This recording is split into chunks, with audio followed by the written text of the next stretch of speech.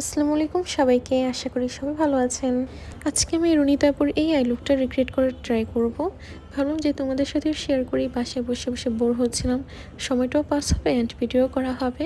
By the way বলে নেই যে আমি মেকআপে খুব একটা পারদর্শী নই, আমি নতুন নতুন একটু একটু করে ভিডিও দেখে দেখে মেকআপ শিখছি। সো তোমরা জাজ করো না, কোনো ভুল হলে ক্ষমা সুন্দর দৃষ্টিতে দেখো। সো ফার্স্টে আমি আমার আইব্রোসটা ড্র করে নিয়েছি। এরপর রুনিতা আপু যে সুন্দর একটা কালার ইউজ করেছে, বাট ওই কালারটা সামহাও আমার প্যালেটে নেই, তাই আমি একটা সুন্দর পিচি পিঙ্ক কালার ইউজ করেছি। রুনিতা আপু তো অনেক প্রফেশনাল, সে খুব সুন্দর করে ব্লেন্ড করতে পেরেছে, বাট আমি তো পারি না ওইভাবে, তাই আমি একটা সুন্দর করে লাইন টেনে নিয়েছি আগে, এরপর আস্তে আস্তে ব্লেন্ড করব। ফার্স্টে আমি পিঙ্ক কালার দিয়ে লাইন টেনে নিয়েছি। আপুর যেভাবে সুন্দর করে লাইন আপ করেছিল, আমারটা একদম মিক্স হয়ে গেছে। আপুরটা দুইটা দুই পাশে ছিল, আমারটা একসাথে মিক্স হয়ে গেছে। আমি জানি না কেন হলো। যাই হোক, এরপর আমি একটা অরেঞ্জ শেড নিয়ে স্লাইটলি ব্লেন্ড করছি, যেন পিঙ্ক কালার শেডটা একদম ব্লেন্ড না হয়ে যায়, অ্যাট দ্য সেম টাইম কোনো হার্শ লাইনও না থাকে। এরপর আমরা যে জায়গাটায় আইলাইনার ড্র করি, সেই জায়গাটায় আমি পিঙ্ক কালার একটা শেড দিয়ে ড্র করে নিচ্ছিলাম।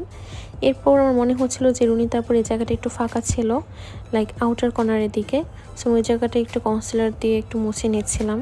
এরপর আমার কাছে যে গ্লিটারটা ছিল সেটা দিয়েছি, বাট আমার মনে হচ্ছিল যে কীরকম যেন অদ্ভুত লাগছে। এরপর আমার কাছে একটা লিকুইড গ্লিটার ছিল, সো সেটা দিলাম। লিকুইড গ্লিটারটা দিয়ে আমি একটু আমার ফিঙ্গারের সাহায্যে ট্যাপ ট্যাপ করে দিচ্ছিলাম, যেন সুন্দর দেখায়।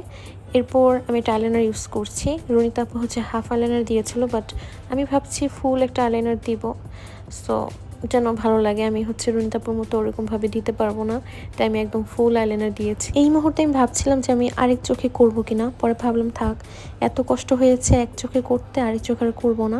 আইল্যাশটা পরার পর আমার একটু ভালো লাগছিল, কারণ এর আগে আমি ভাবছিলাম যে আমি আর কন্টিনিউ করবো না, আমার লুকটা ভালো হচ্ছে না।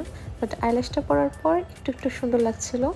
বাট আমি এই লুকটাকে 3 দিব আউট অফ 10। একদম রুনিতা আপুর মতো সেম টু সেম হয়নি, আমার মনে হচ্ছে যে ধারের কাছেও যায়নি, বাট সুন্দর হয়েছে, খুব একটা খারাপ হয়নি। অনেকগুলো হার্শ লাইন আছে, শিখবো, আস্তে আস্তে ট্রাই করতে থাকি, হয়তো একদিন পারফেক্ট হয়ে যাবে। সো আজকের ভিডিও এই পর্যন্তই। আল্লাহ হাফেজ সবাইকে, থ্যাংকস ফর ওয়াচিং।